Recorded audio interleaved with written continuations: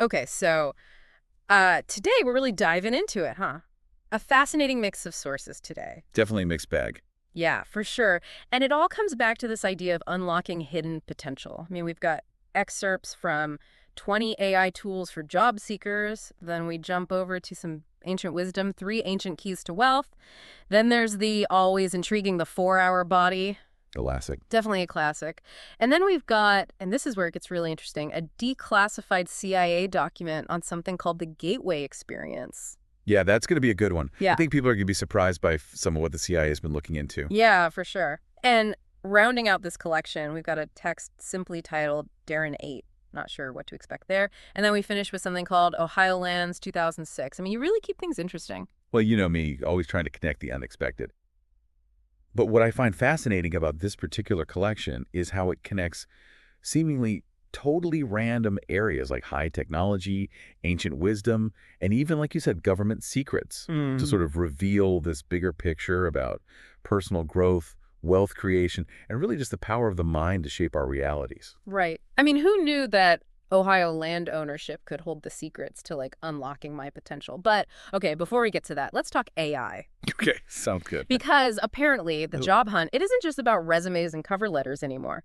This document, 20 AI tools for job seekers, it basically says that LinkedIn uses AI to rank applicants for that's recruiters. true, yeah. And LinkedIn's not alone in this. Oh, yeah.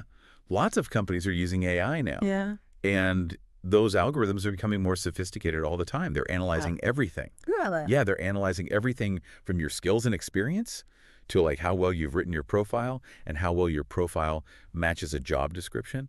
So it's not just about, being seen by human eyes anymore. It's about appealing to these digital gatekeepers as well.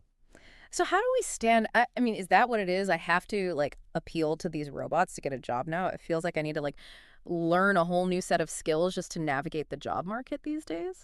Well, I mean, it's not that different. I think the key is to understand how to leverage these technologies to your advantage. So like think carefully about the keywords you use, right? And highlight your skills in a way that aligns with, like I was saying, what recruiters are looking for. And this is a simple one, but make sure your profile's up to date, that it reflects the most current information. Okay, so it's like learning a new language, the language of AI. All right, well, before I get too far down the rabbit hole of optimizing my LinkedIn profile for robots, let's shift gears completely and talk about this three ancient keys to wealth.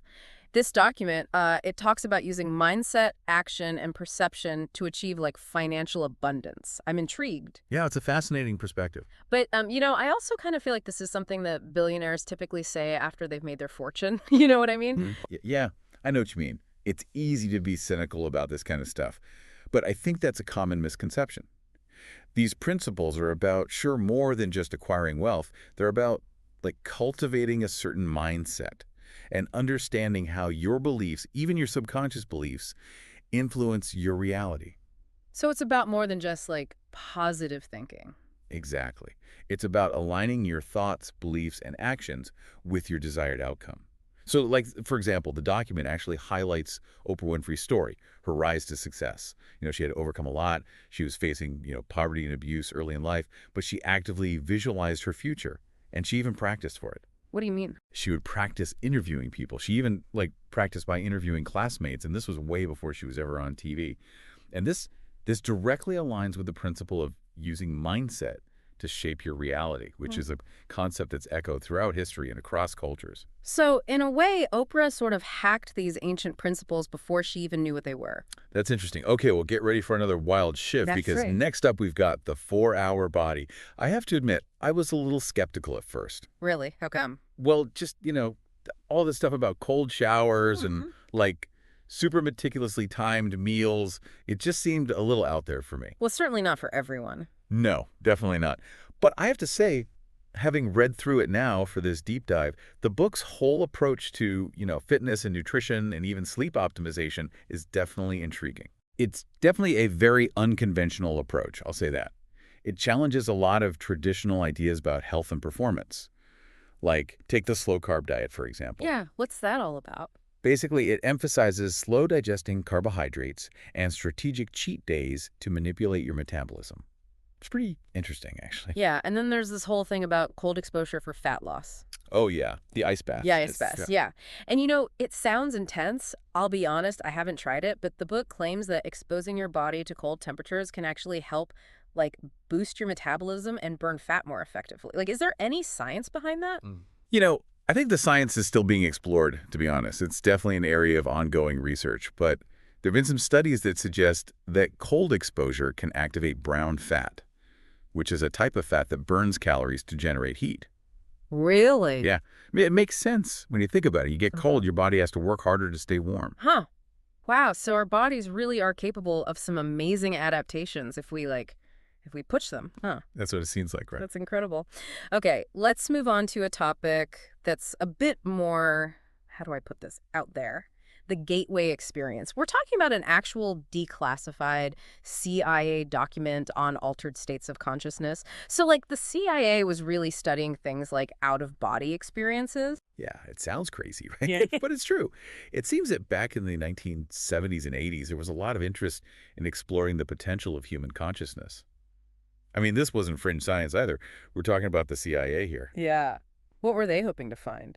Well, the document outlines research on something called hemisync technology, which basically uses audio tones, specifically binaural beats, to synchronize brainwave activity in the left and right hemispheres of your brain. So you're saying that if I listen to, like, the right sounds, I could have an out-of-body experience. I've got to admit, that sounds a little far-fetched. Well, I mean, it's important to approach this with a healthy dose of skepticism. I mean, Yeah. just because the CIA studied something doesn't make it true, right? And a lot of this stuff is open to interpretation. The document sort of suggests that when you achieve this synchronization, it can induce a state they call focus 12, and that in this state, your mind may be able to access different levels of consciousness, potentially even leading to experiences that seem to defy our current understanding of time and space. Okay, so let me get this straight. The CIA was researching whether sound waves could essentially unlock, like, hidden parts of our brains. That's wild. I mean, this deep dive is already blowing my mind, and we're only just getting started. Yeah, it's definitely pushing the boundaries of, what most people think is possible. But that's what I love about doing these deep dives with you, just challenging our assumptions and seeing the world through these new lenses. Totally. Speaking of new lenses, this next source, Darren 8, it dives headfirst into this idea of an energy level graph that measures different, like, energy channels within us. Intuitive, mental, emotional, and physical. Have you ever heard of this? I have, yeah. And, it actually aligns with a lot of ancient traditions that view the human body as this complex energy system, which is kind of cool. Yeah. And the idea is that each of us has a dominant energy side, which influences, everything from our personality traits to, like, our potential health challenges and even, like, how we interact with other people. Okay, so if this graph, like, let's just say it suggests that I'm dominant in, let's say, emotional energy. Okay. What does that actually mean for me, like, in my day-to-day life? Well, I mean, it could manifest as, a heightened sensitivity to your surroundings, or maybe, like, you have a natural empathy towards others. It could also mean that you might be, more prone to emotional burnout, or you have to find healthy ways to, like, process your feelings, things like that. I think it's more about just recognizing these patterns in yourself and then using that awareness to your advantage rather than letting it control you. It's fascinating to think that, like, we have these unseen forces, right, within us shaping our experiences in all these, like, subtle ways. That's like this whole other layer of reality that we're not always aware of. It's almost like having a hidden superpower, if we can learn to, like, harness it. Speaking of hidden influences, the last document on our list today is Ohio Land's 2006, which, I gotta be honest, seems a bit out of place. How does, like, Ohio land ownership tie into all this talk about personal potential? Yeah, at first glance, it definitely seems a little random, right? But I mean, that's kind of the point of these deep dives. Like this document in particular, I think it offers a really unique perspective on how seemingly really, really distant historical events can still impact our lives today in ways that we might not even realize. Okay, I'm intrigued. Tell me more. So it basically explores the history of land ownership in Ohio, specifically this concept of ministerial lands. Ministerial lands, what is that? Yeah, so basically these were sections of land that were set aside for religious purposes, often granted to churches or, like, religious leaders back during, the early settlement of the state. Oh, interesting. Okay. And so the document, what it's saying is that these land grants, along with other policies that were enacted to favor religious institutions, have had this, like, really lasting impact on, things like wealth distribution and even social structures in Ohio. So you're saying that something as like, I don't know, seemingly mundane as land ownership can actually like reveal deeper patterns about power and privilege and like how those forces continue to shape our world today? 100%. And I think it highlights the importance of understanding historical context. Yeah. And how systems, even those that were created, centuries ago, continue to influence our present reality in ways that we might not even be aware of. Wow, you've definitely given me a lot to think about. So, okay, let's recap. We've covered AI, ancient wisdom, like radical fitness experiments, CIA declassified secrets, energy systems, and even Ohio land ownership. And somehow, like, it all seems connected to this idea of like unlocking our potential. What would you say are your like biggest takeaways from all of this? I was thinking about that as you were talking. I think one of the biggest recurring themes that we see across all of these different sources is the power of mindset. Mindset. Yeah. Yeah, whether it's, attracting wealth, achieving, peak physical performance, or even like exploring altered states of consciousness, it really seems to start with our beliefs and our perceptions. That totally resonates with me. I mean, we saw that in like Three Ancient Keys to Wealth with like Oprah's visualization techniques, and even in like the CIA document, right? Where they talk about how our beliefs like literally can limit or expand our access to information and experiences. It's kind of crazy when you think about it. Absolutely. It's almost as if our minds are like the ultimate operating system. Ooh, I like that. And all these sources are like giving us all these different ways to hack it, to unlock its full potential. I love that, hacking our minds. But it's not just about like thinking the right thoughts, is it? I mean, action plays a crucial role too, right? 100%. I mean, we can't just sit around and like visualize our dream lives. Right. We have to actually take action to make them a reality. That's the whole point, right? Like the 4-hour body wouldn't be nearly as effective if it were just theoretical. You know what I mean? It's full of like practical experiments and challenges that push people to like actually take action and see what their bodies are truly capable of. Exactly. And it's not just about fitness either. Like even the gateway experience, as, out there as it seems, it still encourages active participation. The CIA document, it actually mentions specific techniques and exercises that are designed to help people achieve those altered states of consciousness. So again, it's not about passively waiting for something to happen to you. It's about, actively engaging with the process. It's interesting. Even those like ancient principles of wealth creation, they emphasize taking massive action. Right? For sure. Like, it's not enough to just understand the concepts. You have to like actually put them into practice, experiment, and like refine your approach along the way. Yeah, it's an iterative process for sure. It's like we're all scientists in a way, right? Like conducting experiments with our own lives.